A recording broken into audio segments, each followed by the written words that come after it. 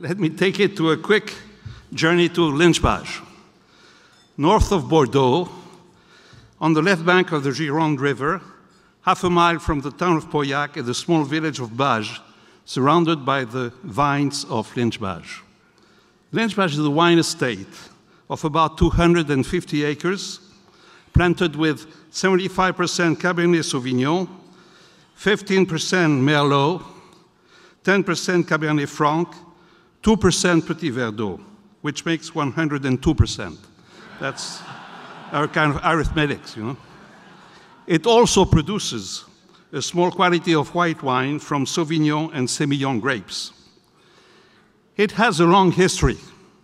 Its name comes from a Mr. John Lynch, who came from Ireland in 1691 after the Battle of Le Boyne, which I'm sure you are very familiar with. And John Lynch established his trade in Bordeaux. His grandson eventually became mayor of the city in the beginning of the 19th century. Our family has nothing to do with Ireland whatsoever. My great-grandfather came from the Pyrenees Mountains in the end of the 19th century to work in the vineyards. My grandfather Jean-Charles, with a nice moustache, who had started his career as a baker in Pauillac, purchased Lynch-Bages in the 1930s when the industry went through very difficult times. My father, André, was the second Cazes generation at Lynch-Bages, and I've been the lucky third since the mid-1970s. My son, Jean-Charles, is now the fourth generation on the property. He now runs Lynch-Bages, rather competently, I must say. He is helped and watched by his three sisters, while the fifth generation, mostly girls, as you can tell on this picture, is preparing to take over in the distant future. Lynch-Bages is our home. It is not a grandiose chateau, but a nice house, adjacent to an excellent technical facility that has known many changes through the centuries. The winery has kept its spectacular 19th century fermentation room that we now use only for art exhibitions. The winemaking technology of today is quite state-of-the-art. And of course, we insist on using the traditional methods of aging our wines in barrels. Wine at Lynch-Bages is not only a matter of equipment and technology. People is the name of the game. Our team is very solid, led by Nicolas, our head technician, and Malou, our sales director. They can count on experienced professionals, Frank, the vineyard manager, Guy, the enologist, and a number of enthusiastic individuals who work in the vineyard, the fermentation rooms, or the barrel cellars. Now, let us board the great wine time machine, the only time machine that really works, as you know. Let's go back a few years and talk about the 2000 vintage that you have in your glass. The key dates of the growing season were normal. They laid the ground for a good vintage. On the October 25th, we gathered our pickers. They worked under excellent weather conditions. The first 3 days, we picked the Merlot grapes. Then we stopped for 4 days in order to wait for the perfect ripening of the Cabernet Sauvignon, and we resumed picking on October 3rd. Our small volume of Petit Verdot was picked on the 8th. All our grapes were safely loaded in the fermenting vats by October 10th. These are the dates of the 2000 harvest. Textbook dates in Bordeaux.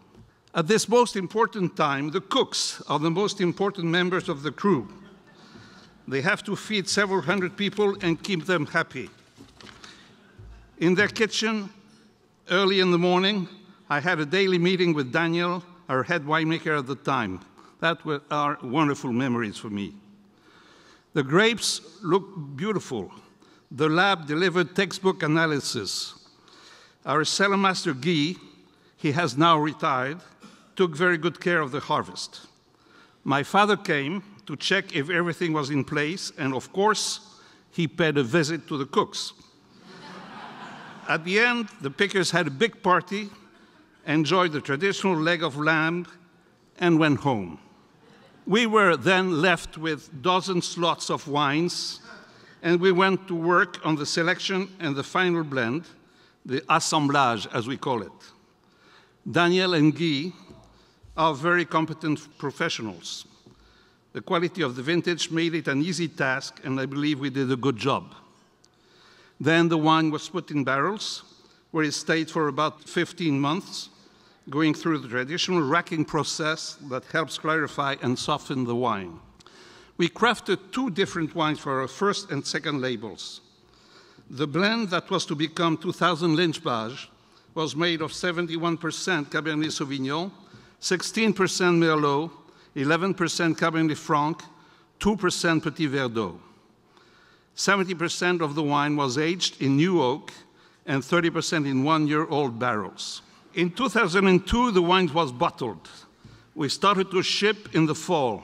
The wine found its way to private cellars, wine stores. Some bottles even became prizes offered to some Basque high-allied champion. Others fell in the hands of competent sommeliers. Well, that is the end of the story of the 2000 vintage, for the time being at least.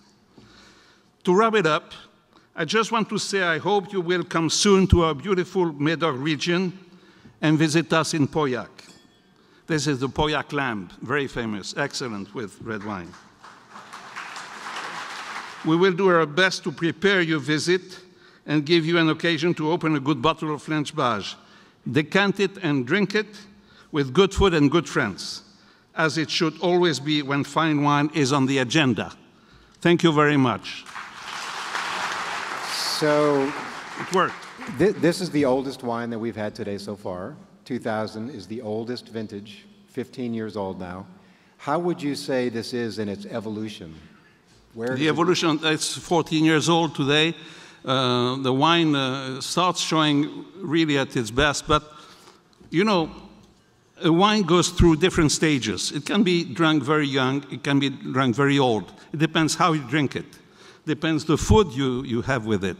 And 2000 is a very full-bodied vintage. At the moment, it has to be enjoyed with hearty foods, with meats, with something that has lots of flavor. It's going to balance the taste of the food very nicely.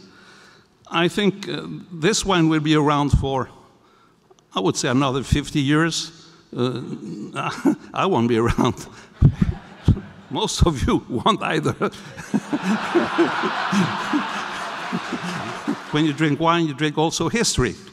And when you open a bottle of wine, this is something I like to say, it's like Aladdin's lamp. You know, you pull the cork and the genie of the wine comes out of the bottle.